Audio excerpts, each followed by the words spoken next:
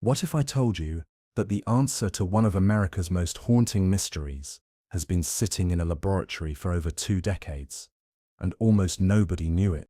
I'm talking about a case that has tormented investigators, destroyed a family, and captivated the world for nearly 3 decades. A case where the evidence was right there, but the system failed so spectacularly that justice slipped through everyone's fingers. Have you ever felt frustrated when the truth is right there in front of you, but red tape, human error, and institutional pride keep justice completely out of reach? Have you ever watched someone suffer for something they didn't do while the real perpetrator walks free? Because that's exactly what happened to the Ramsey family. For 28 years, they lived under a cloud of suspicion, while a little girl's killer remained free. For 28 years, investigators had the tools to solve this case. They just didn't know how to use them. But here's what's absolutely mind-blowing. The breakthrough that could finally solve this case has been available since 2003. 21 years ago, DNA evidence cleared the family completely, but institutional failures, media pressure, and a system more interested in protecting its reputation than seeking truth kept this information buried. If cases like this make your blood boil, if you believe that truth should matter more than politics, then smash that like button right now. Because what I'm about to show you will change everything you thought you knew about the JonBenét Ramsey case. This isn't just another true crime story. This is a masterclass in how good people can make catastrophic decisions, how science can be both our salvation and our blind spot, and how the pursuit of quick answers can delay justice for decades.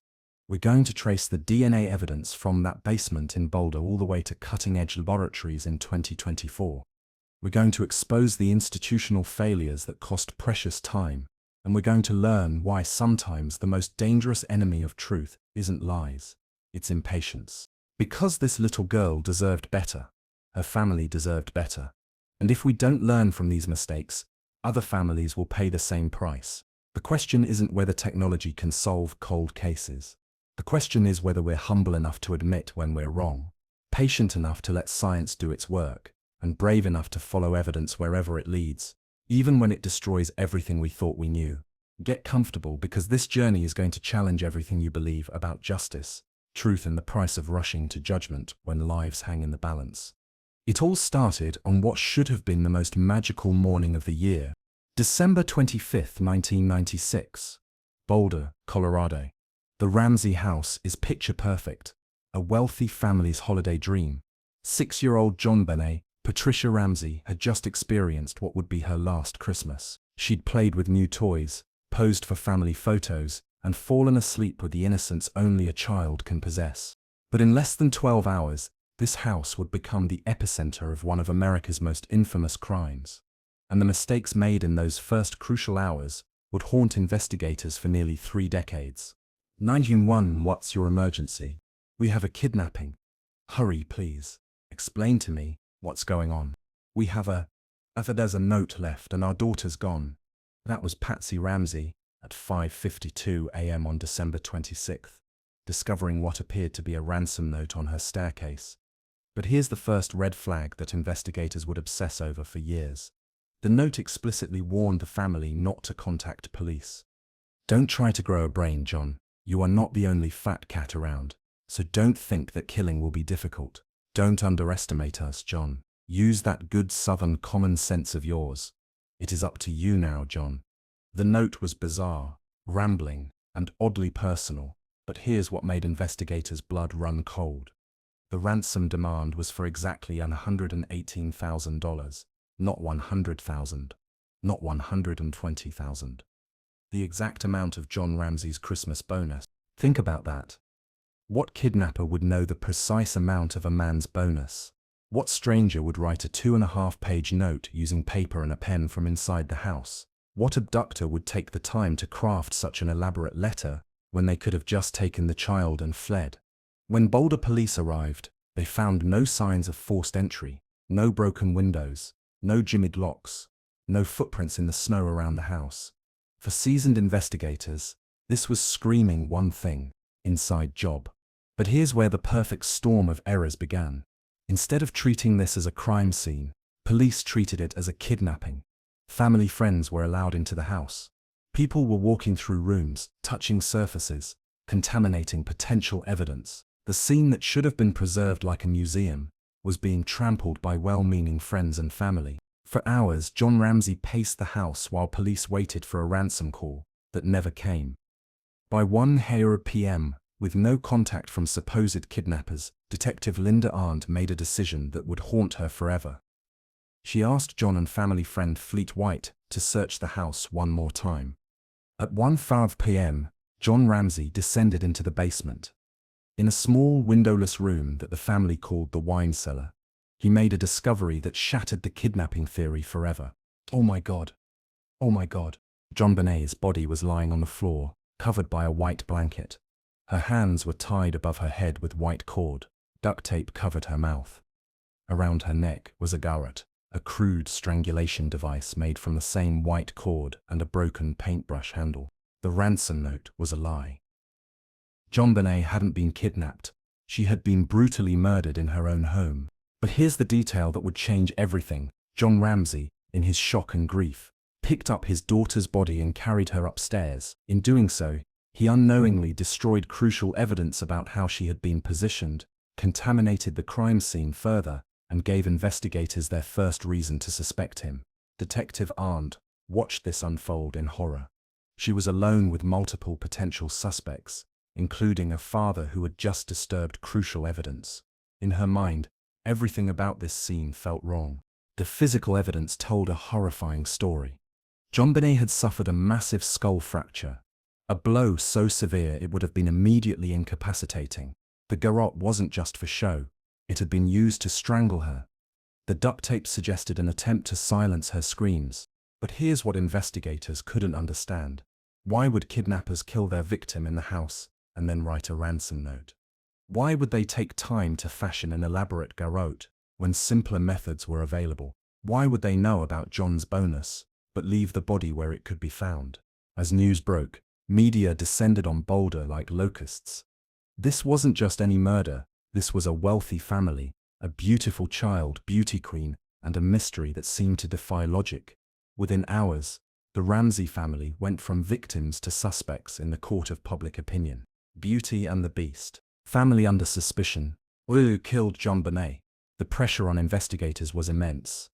The public demanded answers. The media demanded suspects. And in that pressure cooker environment, the Boulder Police Department made a decision that would haunt them for decades. They focused on the family.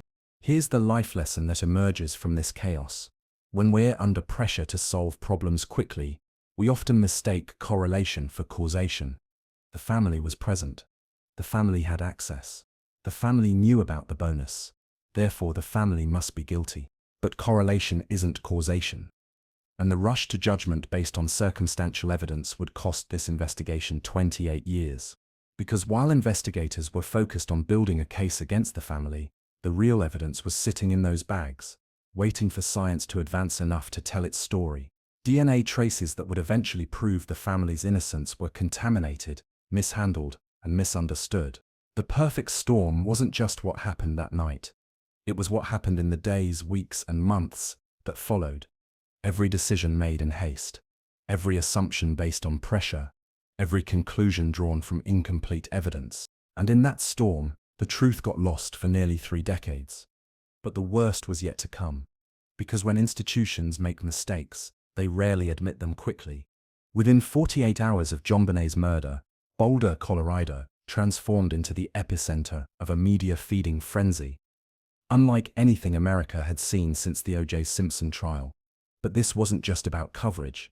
This was about something far more dangerous: trial by television. Picture this. You wake up one morning to find your child murdered in your own home. Before you've even begun to process your grief, news crews are camped outside your house, reporters are digging through your trash, and talking heads on television are debating whether you're a grieving parent or a cold-blooded killer. Have you ever been wrongly accused of something? Even something small? Remember that sick feeling in your stomach, that helplessness as people who don't know you form opinions about your character. Now multiply that by 1,000,000 and broadcast it to the entire world. That was the Ramsey family's reality from December 26, 1996 forward. The media immediately latched onto several factors that made this case irresistible: wealth, beauty pageants, and a crime that seemed to defy logic. But in their hunger for content, they began weaving narratives that would poison the investigation for decades. The pageant footage became particularly damaging. Here was a 6-year-old girl in full makeup, performing for crowds, looking far older than her years. Media outlets played this footage endlessly, asking disturbing questions about sexualization and family dynamics. These pageants can create unhealthy pressure. The family dynamic seems unusual. The parents' behavior is suspicious. Expert after expert appeared on television, analyzing every gesture, every word, every decision the family made. But here's the problem: they were analyzing the behavior of people in unprecedented trauma, not the behavior of guilty parties. The ransom note became the media's smoking gun. Handwriting experts appeared on television, comparing the note's script to Patsy's handwriting. The analysis was inconclusive, but that didn't stop television producers from presenting it as damning evidence. Look at how these letters match. The pressure patterns are similar. Only someone in the house could have written this. But here's what the media didn't understand about handwriting analysis. It's an art, not a science. Different experts reach different conclusions. And when you're analyzing the handwriting of someone under extreme stress, normal patterns can change dramatically. Meanwhile, the Boulder Police Department was drowning. They'd never handled a case with this level of media attention. Every leak, every rumor, every theory was immediately broadcast to millions of viewers.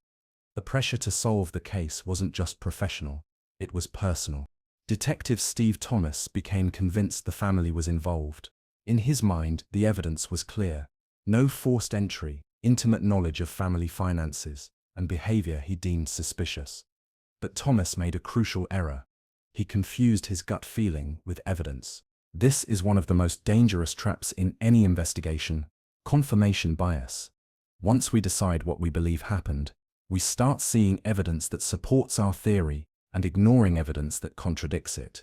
The media circus affected everyone connected to the case. Family friends found themselves under scrutiny. Neighbors were interviewed repeatedly. Anyone who had ever been to the Ramsey house became a potential story. Even JonBenét's 9-year-old brother Burke wasn't spared. Television psychologists analyzed his behavior during interviews, suggesting his reactions weren't normal for a grieving child. They were literally psychoanalyzing a traumatized 9-year-old on national television. Drop a comment right now. Have you ever been wrongly accused of something? How did it feel when people who didn't know the facts formed opinions about you? The media pressure eventually forced the district attorney to convene a grand jury in 1998. For 13 months, citizens listened to evidence and testimony. But here's what most people don't know. The grand jury actually voted to indict John and Patsy Ramsey on charges of child abuse resulting in death. But District Attorney Alex Hunter refused to sign the indictment. Why? Because he knew something the grand jury didn't. The evidence wasn't strong enough for a conviction. In fact, Hunter had access to DNA evidence that suggested the family wasn't involved. In 1997, just 1 year after the murder, DNA testing had already revealed the presence of unidentified male DNA on JonBenét's underwear and fingernails. This DNA didn't match anyone in the Ramsey family. It didn't match any known suspects. It suggested the presence of an intruder. But the media narrative was already set. The family was guilty, and changing that narrative would require admitting that months of coverage had been wrong. Tabloids took the speculation even further.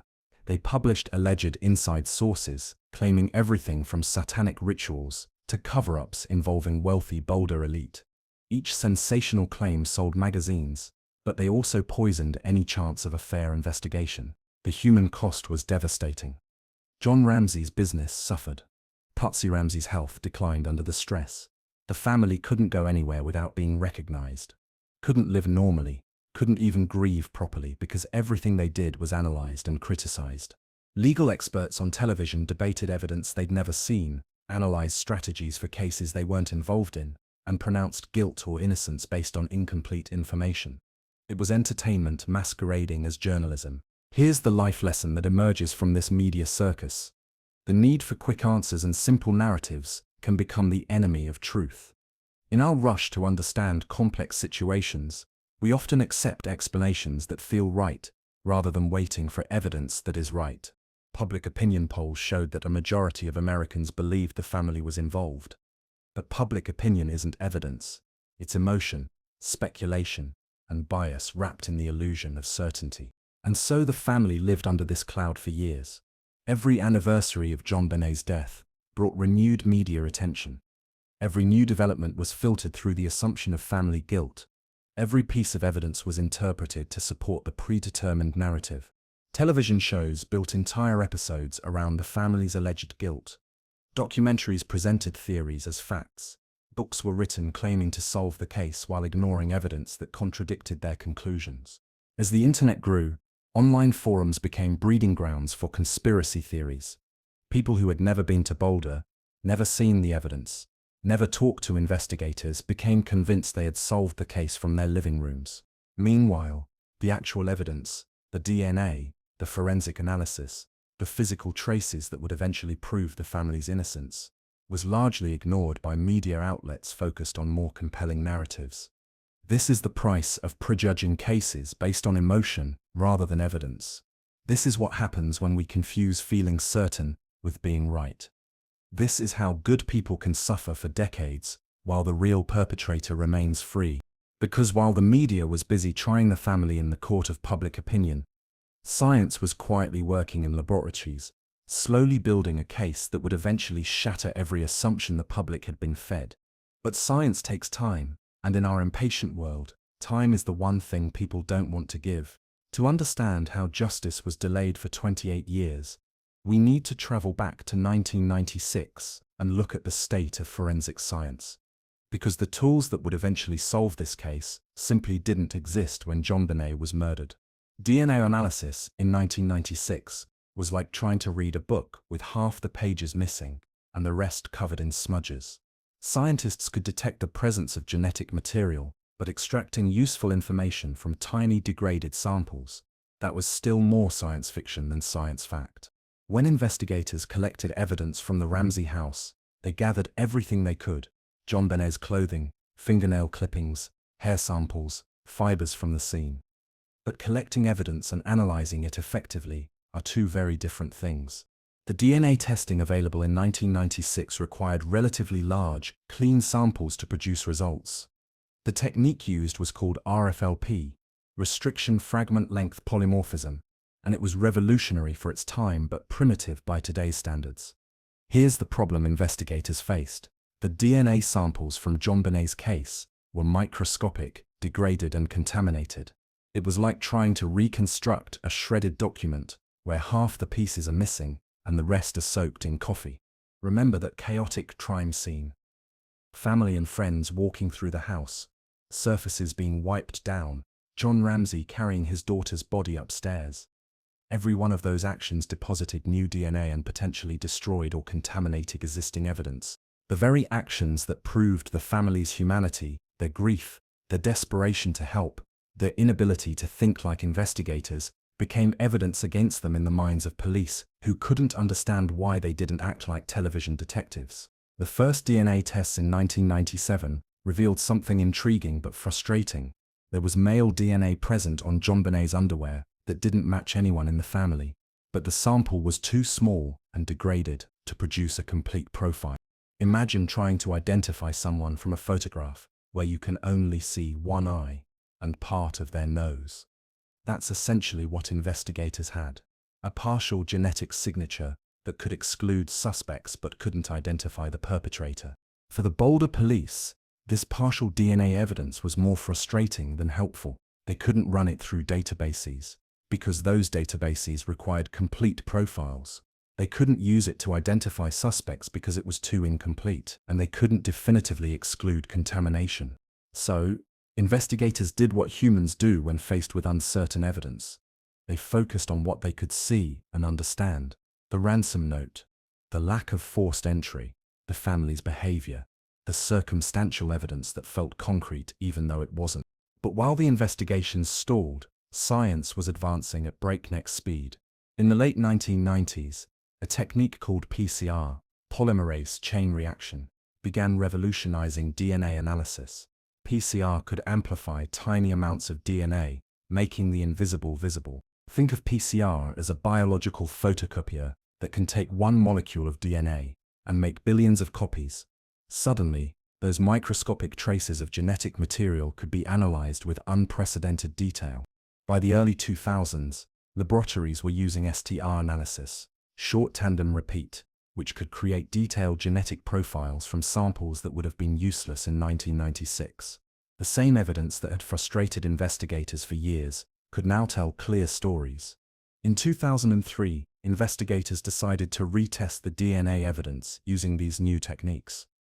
The results were stunning. They could now create a complete male DNA profile from the evidence found on JonBenét's clothing. More importantly, they could now run this profile through CODIS, the National DNA Database. They could compare it to known offenders. They could definitively exclude or include suspects with scientific certainty. The results hit the investigation like a thunderbolt.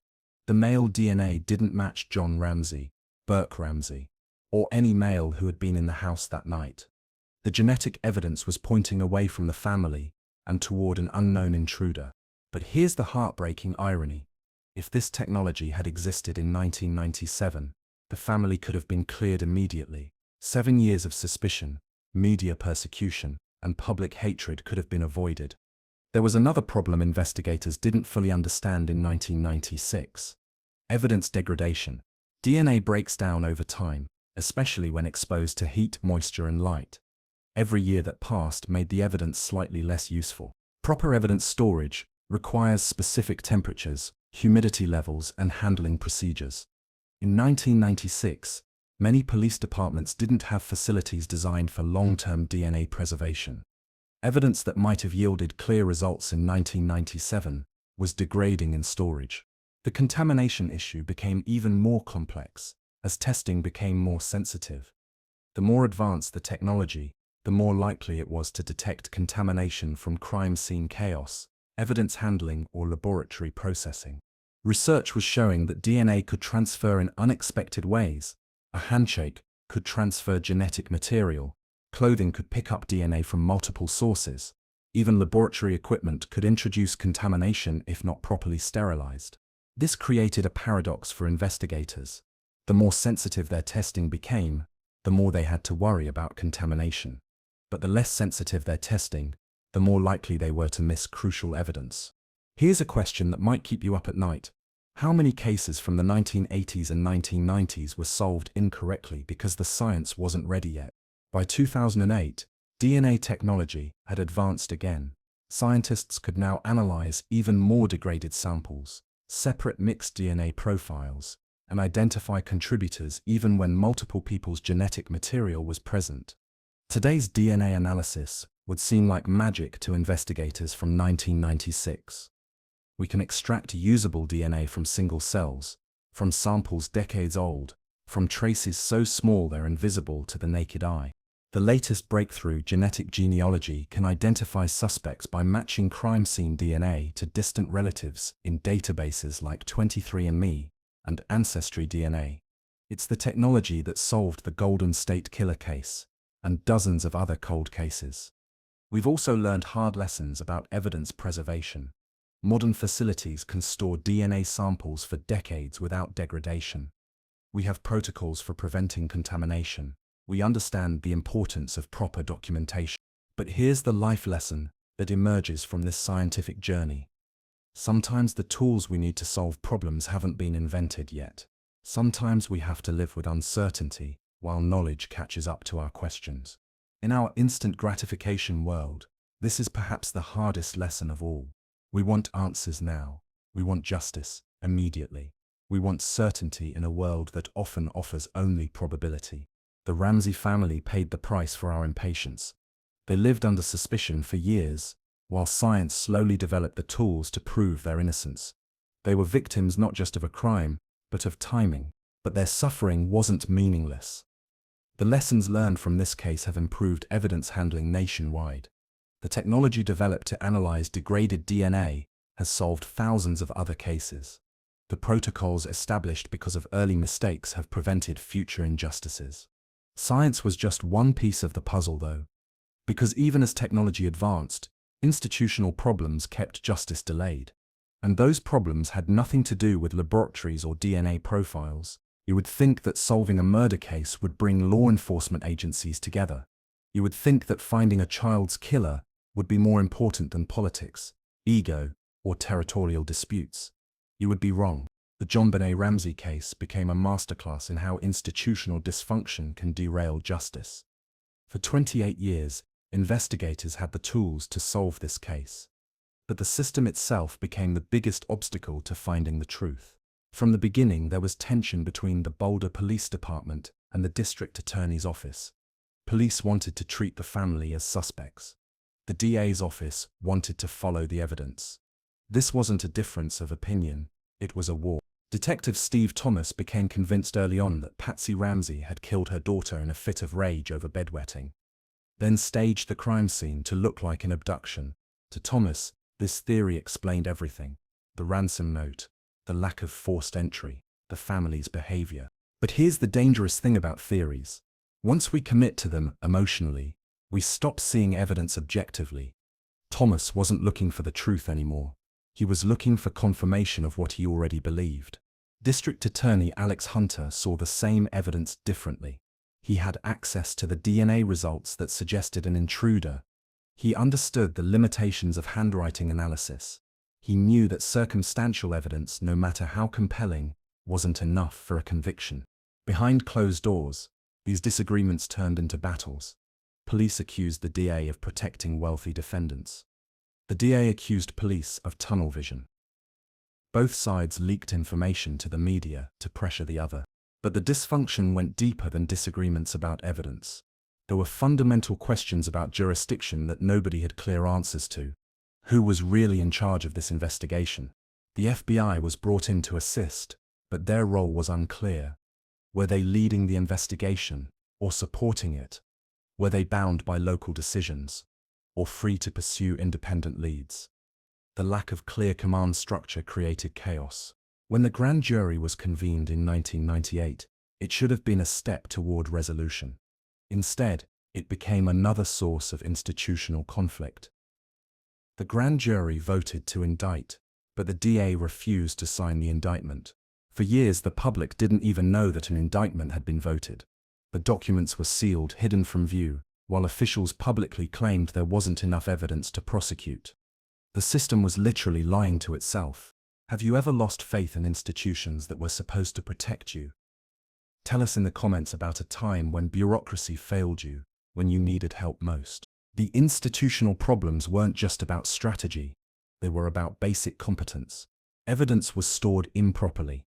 Chain of custody documents went missing. Different agencies had different pieces of the puzzle, but weren't sharing information effectively.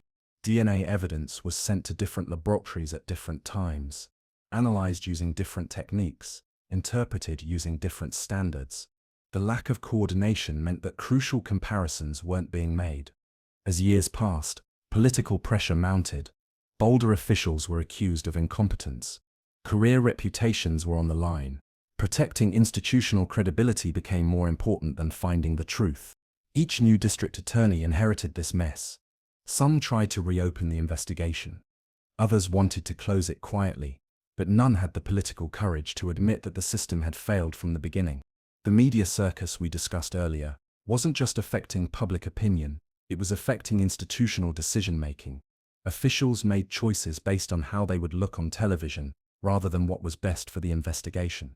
Information leaked constantly from multiple sources. Police leaked to pressure the DA. The DA's office leaked to counter police narratives. Grand jurors violated their oaths of secrecy. The investigation became a chess game played in public.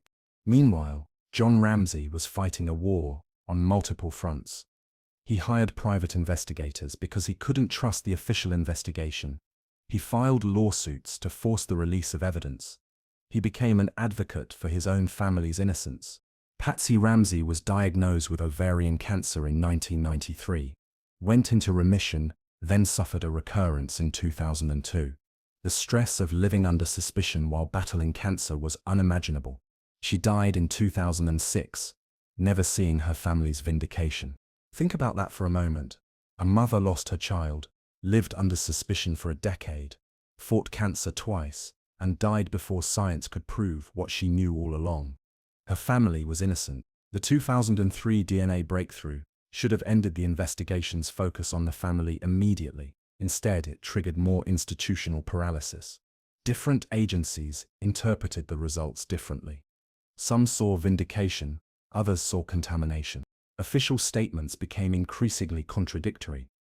Police would hold press conferences suggesting family involvement, while the DA's office simultaneously released statements pointing toward an intruder. The public couldn't tell what investigators actually believed. There were discussions about federal intervention. Some officials wanted the FBI to take over completely. Others saw this as an admission of local failure. The turf war continued while evidence aged and memories faded. Fortunately, murder has no statute of limitations. But other potential charges did. Evidence was degrading. Witnesses were dying or moving away. The window for a successful prosecution was slowly closing. Each new police chief promised fresh eyes and renewed commitment. Each new district attorney claimed they would finally solve the case. But systemic problems can't be fixed by changing personnel alone. The failures in the Ramsey case did eventually lead to improvements. Police departments nationwide overhauled their evidence handling procedures. DNA storage protocols were standardized. Interagency cooperation agreements were formalized. These improvements have helped solve thousands of other cases. The institutional failures that delayed justice for JonBenét at least prevented similar failures for other victims.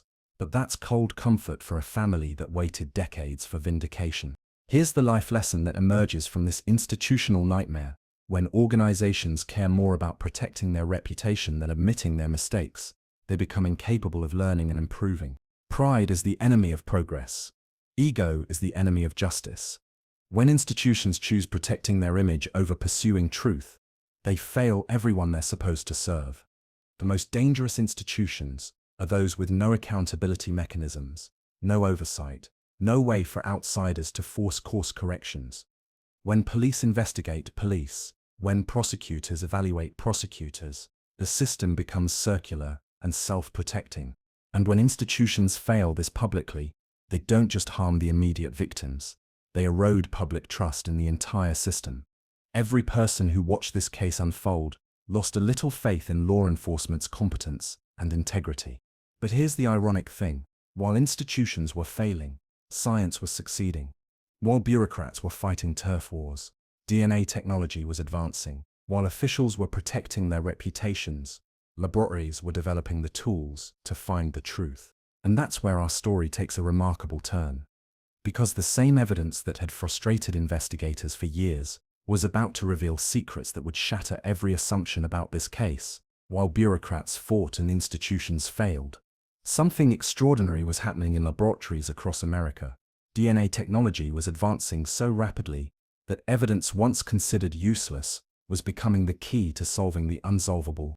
By 2003, DNA analysis had transformed completely. What took weeks now took hours. What required large samples now worked with microscopic traces. What produced uncertain results now delivered scientific certainty. When investigators decided to retest the DNA evidence from JonBenét's case using these new techniques, they had no idea they were about to witness one of the most dramatic reversals in criminal justice history. The evidence that had sat in storage for 7 years, degraded, contaminated, written off by many as useless, was about to speak with crystal clarity. Science was finally ready to hear what it had been trying to say all along. The new STR analysis could create detailed genetic profiles from the tiniest samples. Instead of seeing fragments and gaps, investigators could now see clear, complete genetic signatures. The invisible had become visible. The results were stunning. The male DNA found on JonBenét's underwear was complete enough to run through national databases. It was clear enough to exclude suspects definitively, and it was strong enough to potentially identify the perpetrator. After 7 years of speculation, circumstantial evidence and institutional warfare, science delivered the one thing the investigation had been missing: objective truth. The male DNA didn't match John Ramsey, it didn't match Burke Ramsey, it didn't match any male family member or friend who had been in the house. The genetic evidence was pointing decisively away from the family and toward an unknown intruder. More importantly, investigators could now search this profile against CODIS, the Combined DNA Index System. This national database contained genetic profiles from convicted offenders, unsolved cases, and missing persons across the entire country. The search came back negative. The DNA didn't match any known offender in the system. This wasn't necessarily bad news, it just meant the perpetrator either had no criminal record or hadn't been caught for other crimes. In 2008, District Attorney Mary Lacey took the unprecedented step of publicly exonerating the Ramsey family based on DNA evidence. She sent them a letter apologizing for the years of suspicion and acknowledging their innocence. The DNA could have come from any number of innocent sources. However, it is significant that the unknown male profile was found in JonBenét's underwear. The presence of this DNA supported the conclusion that an intruder was involved in the crime. After 12 years of living under suspicion, the family was finally vindicated by science. But think about what this means. The evidence that proved their innocence had been available since 1997. Only the technology to read it clearly had been missing. But the scientific advances didn't stop there. By 2008, laboratories could analyze mixed DNA samples, genetic material from multiple contributors. This was crucial because crime scene evidence often contains DNA from victims, perpetrators, and innocent sources. Imagine trying to separate mixed paint colors after they've been stirred together. That's essentially what scientists learned to do with DNA. They could identify individual contributors even when multiple people's genetic material was present. New techniques like Y chromosome analysis allowed scientists to focus specifically on male DNA. Even in mixed samples, this was revolutionary for cases involving sexual assault or male perpetrators, where female victim DNA might be overwhelming the evidence. Mitochondrial DNA analysis could extract information from hair, bones, and other degraded biological materials. This expanded the types of evidence that could yield useful genetic information. Think about this. How many cold cases could be solved if we went back and retested evidence using modern techniques? Share your thoughts in the comments. The advances continued accelerating. In 2010, next-generation sequencing allowed for even more detailed analysis. In 2015, rapid DNA testing could produce results in hours instead of weeks. Each advancement opened new possibilities for old cases. Then came the game changer, genetic genealogy. This technique matches crime scene DNA to relatives in public genealogy databases like 23andMe and Ancestry DNA, then uses family tree construction to identify suspects. In 2018, genetic genealogy led to the arrest of the Golden State Killer after decades of investigation. Suddenly, cold cases across the country were being solved using this revolutionary approach. The power of genetic genealogy depends on database size. As more people submit DNA for genealogy research, the chances of finding useful matches increase exponentially. We are approaching a tipping point where most crimes involving DNA evidence could potentially be solved. But genetic genealogy also raises serious privacy concerns. When you submit DNA to find out about your ancestry, should that information be used to investigate your relatives? These ethical questions are still being debated. Courts are still determining the admissibility of genetic genealogy evidence. Some argue it violates Fourth Amendment protections. Others say it's just another investigative tool, like fingerprints or traditional DNA analysis. For the JonBenét Ramsey case, genetic genealogy offers new hope. The male DNA profile that excluded the family could potentially be matched to relatives in genealogy databases, providing the first real leads in decades. But there are challenges. The original DNA evidence is now 28 years old. Storage and testing have further degraded the samples. Each retest consumes precious evidence that can never be replaced. Scientists must balance the potential for breakthrough discoveries with the risk of destroying evidence in failed attempts. It's a calculated gamble with incredibly high stakes. Here's what's remarkable. DNA technology is still advancing rapidly. Techniques that seem cutting edge today will seem primitive in 5 years. Evidence that's challenging to analyze now might be easily readable in the near future. Artificial intelligence and machine learning are beginning to revolutionize DNA analysis. Computers can identify patterns humans miss, separate complex mixtures more effectively, and process vast amounts of genetic data simultaneously. DNA phenotyping can now predict physical characteristics like eye color, hair color, and facial features from genetic material. Someday, we might be able to create accurate sketches of suspects based solely on crime scene DNA. Here's the profound life lesson that emerges from this scientific revolution. Truth is patient. Evidence doesn't lie, but it might not be able to speak until we develop the tools to hear it. In our rush for instant answers, we often forget that some truths can only be revealed with time.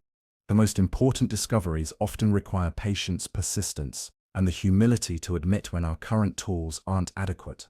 But patience has a cost. For 28 years, a family lived under suspicion while science slowly caught up to their truth. For 28 years, a killer remained free, while technology slowly developed the tools to identify him. This creates a painful tension in our justice system, the need for quick resolution versus the promise of eventual certainty. How long should victims wait for perfect evidence? How many mistakes are acceptable in the pursuit of swift justice? The Ramsey family isn't alone. Thousands of families are waiting for science to advance enough to solve their cases. Thousands of victims are hoping that evidence sitting in storage will someday reveal their attackers' identities. This is why investment in forensic science research is so crucial. Every advancement doesn't just solve new cases, it can solve old ones. Every technique developed today could vindicate an innocent person tomorrow. We're on the verge of even more revolutionary advances. Portable DNA analysis could process evidence at crime scenes. Real-time database matching could identify suspects within hours. The future of forensic science is limited only by our imagination. But for now, we return to Boulder, Colorado, where evidence collected in 1996 is still waiting to tell its complete story. As the 28-year anniversary approaches, investigators are making one more attempt to extract truth from those aging samples. 28 years. That's how long JonBenét Ramsey has been waiting for justice. That's how long her family has been waiting for vindication. That's how long a killer has been walking free, perhaps never realizing how close science has come to identifying him. As 2024 arrived, marking this grim anniversary, something unprecedented happened. For the first time since 1996, every major law enforcement agency agreed on one thing: it was time to start over. The evidence that had been tested, retested, analyzed, and debated for decades was brought out of storage one more time. But this time, investigators had tools that would have seemed like magic to detectives in 1996. Advanced DNA extraction techniques can now work with samples so degraded they're barely detectable. Machine learning algorithms can identify patterns in genetic data that human analysts miss. Genetic genealogy databases contain profiles from millions of people. The new investigation brought together Boulder Police, the District Attorney's Office, FBI specialists, and independent forensic experts. For the first time in 28 years, everyone was working toward the same goal: following the evidence wherever it leads. The male DNA profile that had excluded the family in 2003 was reanalyzed using techniques that didn't exist back then. Every microscopic trace of genetic material was extracted, amplified, and sequenced with unprecedented precision. Think about this. The same evidence that frustrated investigators for decades is now being read like an open book. Science has finally caught up to the truth this case has been trying to tell. The complete DNA profile was run through genealogy databases containing millions of genetic profiles. Unlike criminal databases that only include convicted offenders, these databases include ordinary people researching their family histories. When potential matches are found, genetic genealogists construct family trees going back generations. They identify common ancestors, trace lineages forward, and narrow down possibilities until they reach living relatives of the DNA contributor. Investigators also use geographic analysis to focus their search. The perpetrator likely had some connection to Boulder in 1996. He probably lived in the area, worked there, or had family ties to the community. The crime occurred during Christmas vacation, when many people might have been visiting Boulder. The perpetrator could have been a temporary resident, a holiday visitor, or someone with seasonal work in the area. Criminal profilers created updated assessments based on modern understanding of forensic psychology. The crime showed signs of both planning and improvisation, suggesting someone familiar with the house but not necessarily the family. The DNA profile was compared against unsolved cases nationwide. If the same perpetrator committed other crimes, genetic evidence might link them together, providing additional investigative leads. Investigators also reviewed digital evidence that didn't exist in 1996. Credit card records, cell phone data, internet activity, all could potentially identify someone who was in Boulder during the relevant time period. Surviving witnesses were re-interviewed using modern interrogation techniques.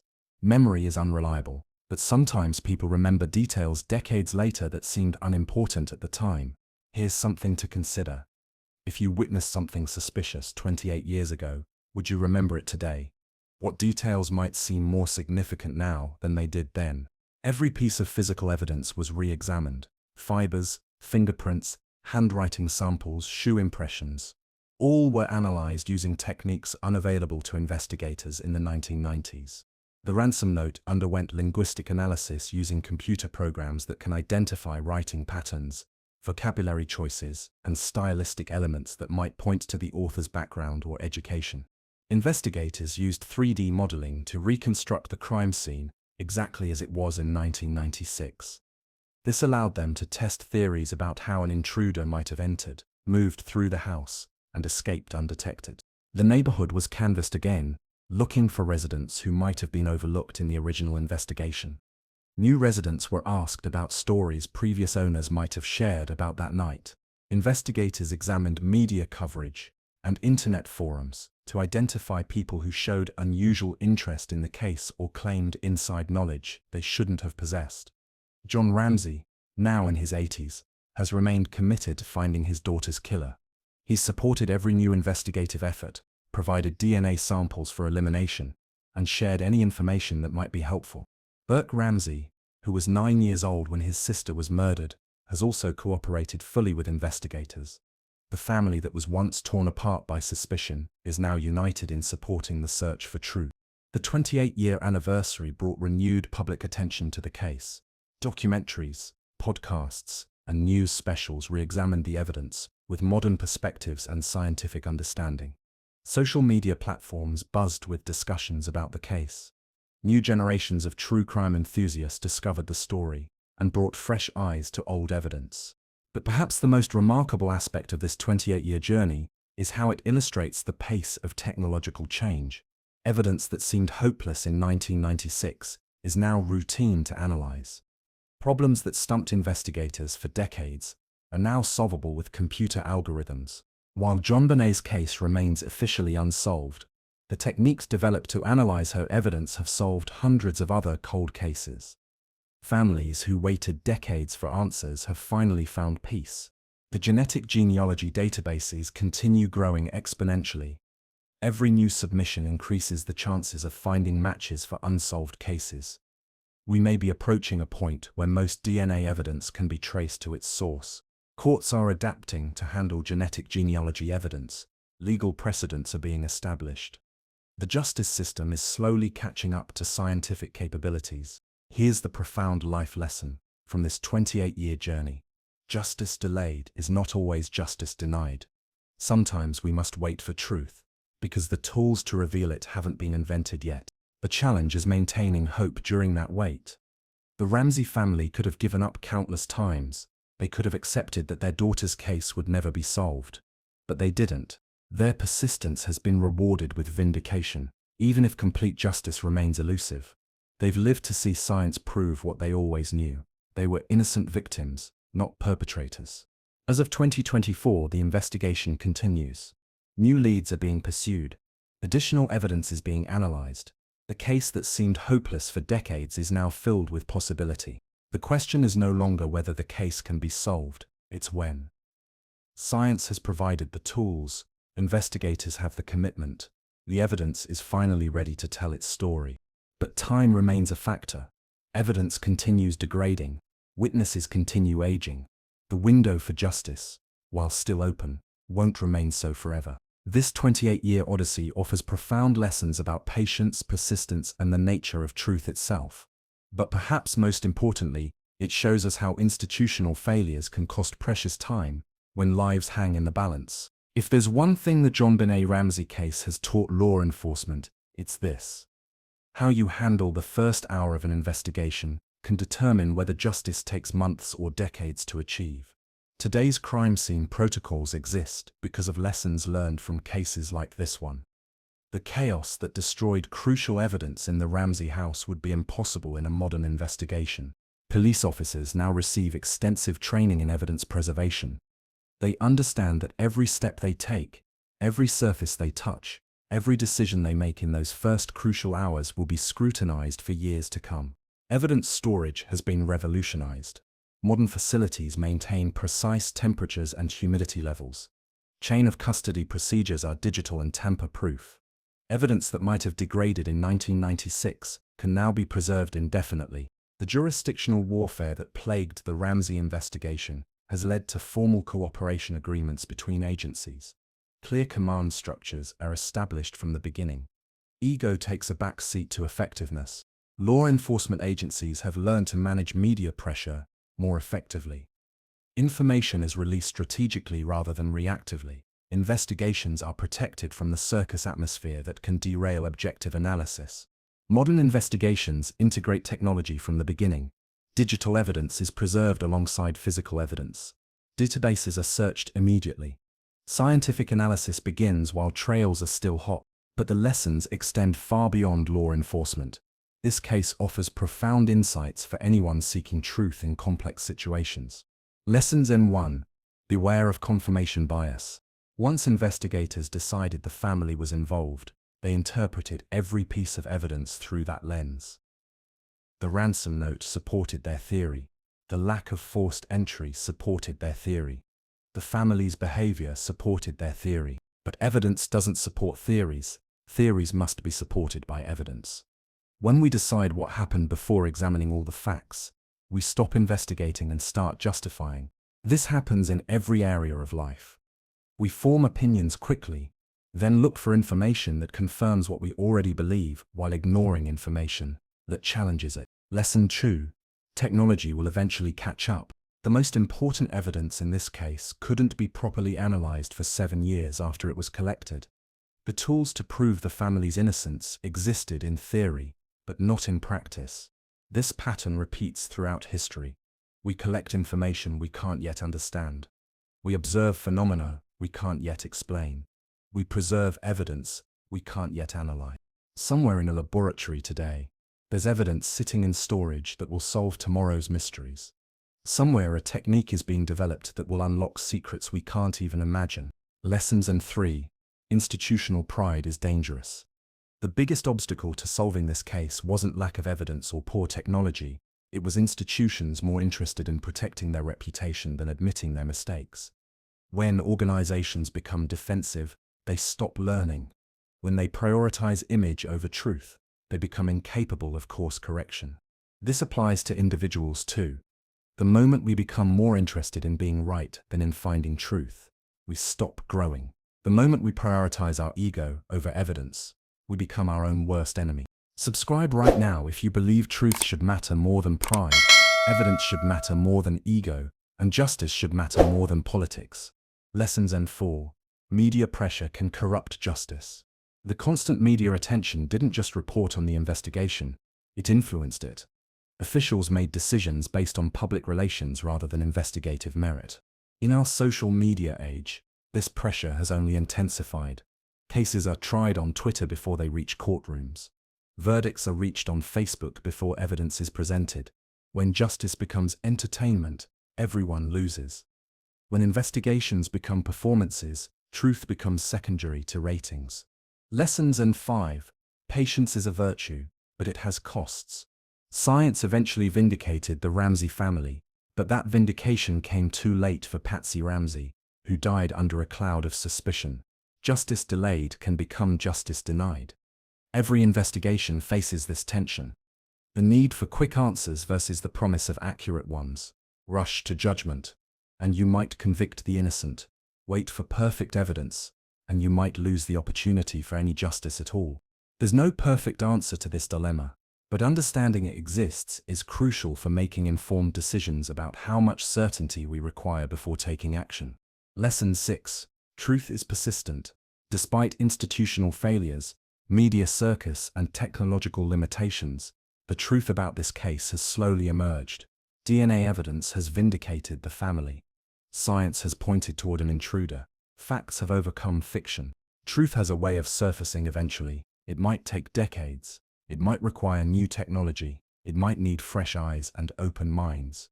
But truth is patient, persistent, and ultimately powerful. Lesson 7.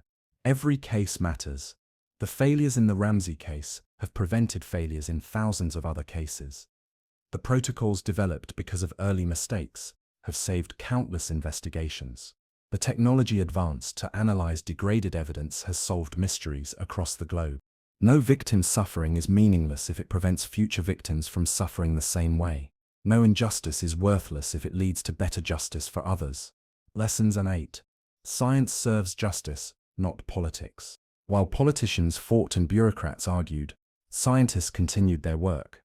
They developed better techniques, analyzed evidence more precisely, and slowly built the tools needed to solve impossible cases. Science doesn't care about theories, politics, or public opinion. It follows evidence wherever it leads. It admits uncertainty when certainty isn't possible. It changes conclusions when new data emerges. This is the attitude we need in all areas of life. Commitment to evidence over ideology, willingness to admit when we're wrong, patience to wait for better information when current information is inadequate. Lesson 9. Hope must be balanced with realism. The Ramsey family maintained hope for 28 years, but they also accepted the reality that their daughter's killer might never be caught. They fought for justice while living with injustice. This balance, hope tempered by realism, is essential for anyone dealing with long-term uncertainty. Fight for what you believe in, but don't let that fight consume your life. Lesson 10. Tomorrow's technology will solve today's mysteries. The techniques that solved yesterday's impossible cases will seem primitive compared to tomorrow's capabilities. Evidence that challenges us today will be routine to analyze in the future. For families waiting for answers, for victims seeking justice, for anyone facing seemingly impossible problems, this offers profound hope. The tools you need might not exist yet, but they're being developed. The JonBenét Ramsey case isn't just a true crime story, it's a meditation on the nature of truth, the importance of patience, and the danger of rushing to judgment. It's a reminder that justice is a process, not an event, and that process sometimes takes longer than we'd like. But most importantly, it's a story about never giving up. Never giving up on truth, never giving up on justice, never giving up on the belief that even the most complex mysteries can eventually be solved. Let's never forget who this story is really about. Not the investigators who failed, not the institutions that fought, not the media that sensationalized. This story is about JonBenét Patricia Ramsey, a 6-year-old girl who loved to perform, who dreamed of becoming Miss America, who never got the chance to grow up. It's about a family that was destroyed twice, first by a murderer who took their daughter, then by a system that accused them of taking her themselves. John Ramsey has lived for 28 years, knowing that millions of people believe he killed his own child. Imagine carrying that burden. Imagine the strength required to keep fighting for truth when the entire world seems convinced of your guilt. Patsy Ramsey fought ovarian cancer twice, while living under suspicion for her daughter's murder. She died in 2006, 3 years after DNA evidence had already proved her family's innocence, but before that vindication became widely accepted. She never lived to see the public apology. She never experienced the vindication she deserved. She went to her grave knowing she was innocent, but wondering if the world would ever believe it. Burke Ramsey was 9 years old when his sister was murdered. He grew up under the shadow of suspicion, with conspiracy theorists analyzing his every childhood gesture for signs of guilt. He's now in his 30s, still defending his family's innocence, but the Ramseys aren't alone. Across America, Families are living under clouds of suspicion, while evidence sits in storage waiting for technology to advance enough to prove their innocence. There are over 250,000 unsolved murders in the United States. Behind each statistic is a family waiting for answers, hoping for justice, praying that someone still cares enough to keep looking for truth. Some of those families have found vindication through advances in DNA technology. The Golden State Killer case, the boy in the box, the buckskin girl, dozens of cold cases solved by genetic genealogy. But thousands more are still waiting, still hoping, still believing that someday science will catch up to their truth. Drop a comment if you've ever waited years for something important. How did you maintain hope when everything seemed hopeless? The human cost of the failures in the Ramsey case extends beyond one family. Every time the justice system fails publicly, it erodes trust in institutions. Every wrongful accusation makes it harder for real victims to be believed. When police rush to judgment, when prosecutors prioritize politics over evidence, when media sensationalizes rather than investigates, the entire system suffers. Truth becomes harder to find because the tools for finding it lose credibility. But there's also hope in this story. While institutions failed, individual scientists never stopped working. While bureaucrats fought, lab technicians continued analyzing evidence. While politicians postured, geneticists developed the tools that would eventually reveal truth.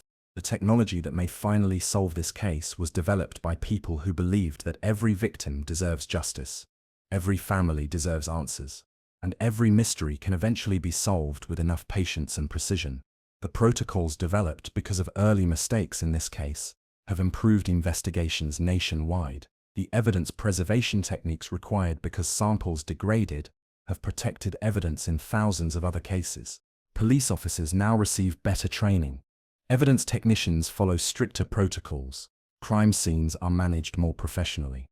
The failures that plagued this investigation are less likely to happen today.